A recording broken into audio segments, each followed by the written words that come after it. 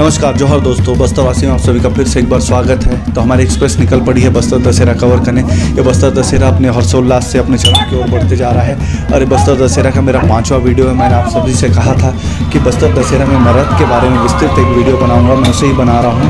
मैं आपको बता दूँ दोस्तों, बस्तर दशहरा जो विश्व प्रसिद्ध है 75 दिनों का चलने वाला, इसकी पूरी प्रक्रिया शुरू से लेकर आखिरी तक कहीं ना कहीं रथ निर्माण, उसके परिचालन और उसके सम्मान से जुड़ी हुई है। तो दोस्तों, ये जो रथ होता है 2 मंजिला काष्ठ निर्मित होता है।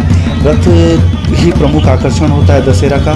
तो रथ जो चलाने की परंपरा है 1465 में राजा पुरुषोत्तम देव द्वारा जो जगन्नाथपुरी तक यात्रा की गई थी, उसके उपरांत भगवान जगन्नाथ द्वारा उन्हें रथपति की उपाधि के साथ रथ भेंट किया गया था और उसके बाद ही इस परंपरा का यहाँ प्रारंभ हुआ।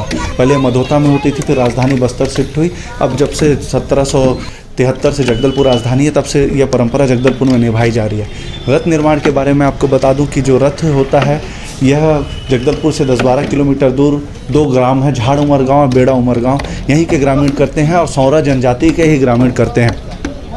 सबसे आपको महत्वपूर्ण एक इंटरेस्टिंग रोचक बात बता दूं कि सौरा जनजाति जो है वो उनकी संख्या बस्तर में अब बहुत कम हो गई है। तो जो हलबा भतरा अन्य जनजाति के लोग उस ग्राम में निवास करते हैं, उनके द्वारा अपनी जाति बदलकर इस परंपरा का निर्वहन किया जा रहा है और अपने पुरखों की विरासत को संभाल कर रखा जा रहा है। तो बहुत ही रोचक भी है और बहुत ही स्वीकार योग्य भी है। तो चलिए आगे बढ़ते हैं, लेकिन इसको आपको बता दूं कि इसके लिए उन्हें जब वापस अपनी जाति में फिर से जाते हैं तो बकरा भात जाति के लोगों को खिलाना पड़ता है। तो इस परंपरा का निर्वहन किया जा रहा है उनके द्वारा, ये भी एक स्वीकार योग्य बात है। चलिए आगे बढ़ते हैं, मैं आपको बताता हूँ रथ निर्माण के विभिन्न चरणों को। लेकिन उससे पहले जो नए आए हैं वो सब्सक्राइब करिए, जो पुराने हैं लाइक कमेंट करिए और शेयर कर देते तो बहुत अच्छी बात होती। तो चलिए आगे बढ़ते हैं।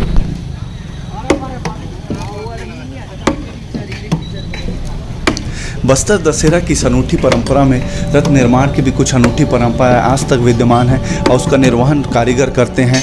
सबसे पहले जो है बस्तर दशहरा का जो प्रारंभ होता है श्रावण मास की अमावस्या, जिसे हरेली अमावस्या कहा जाता है और इसे बस्तर में अमूस त्यौहार भी कहा जाता है।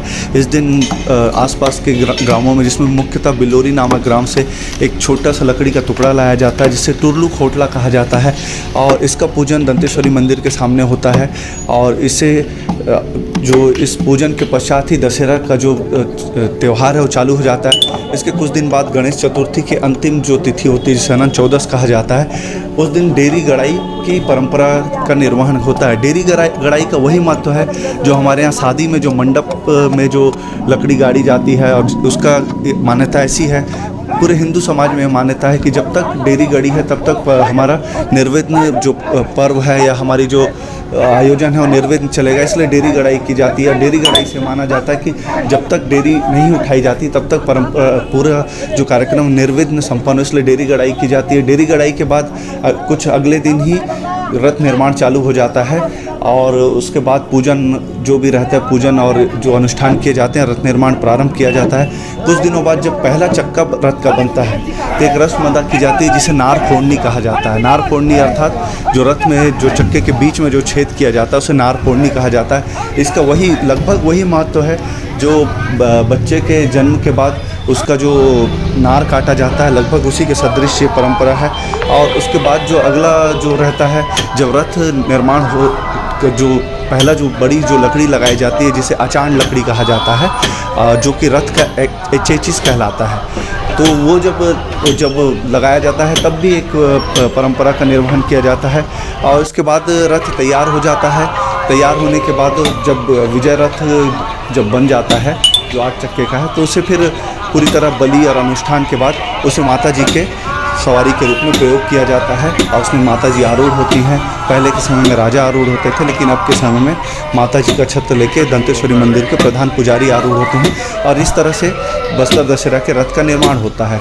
बस्तर दशहरा का जो रथ होता है उसके लिए जो लकड़ी लाई जाती है, आसपास के जो जगदलपुर से 20-30 किलोमीटर के गाँव हैं, जिसमें बिलोरी, नानगूर, कुरंदी, ऐसे कई सारे ग्राम हैं जो वन बाहुल्य भी हैं, वहाँ से लाई जाती है। कुछ समय से ऐसा विधान किया गया है कि लकड़ी झीरम की तरफ से लाई जा रही है।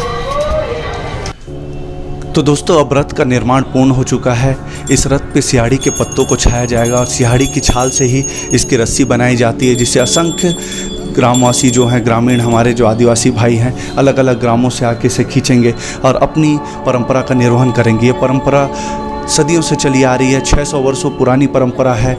ये परंपरा अमूल्य है, ये परंपरा अद्भुत है, बस्तर अद्भुत है और बस्तर की परंपराएं अमूल्य हैं। तो दोस्तों, इस परंपरा को बनाए रखने के लिए हज़ारों लोगों का योगदान लगता है, जिसमें प्रशासन, दशहरा समिति, साथ ही ये कारीगर और हर ग्राम के ग्रामीण आते हैं और अपना अपना योगदान देते हैं। जो देखने आते हैं उनका कहीं ना कहीं कुछ ना कुछ परंपरा को निर्वहन में योगदान रहता है।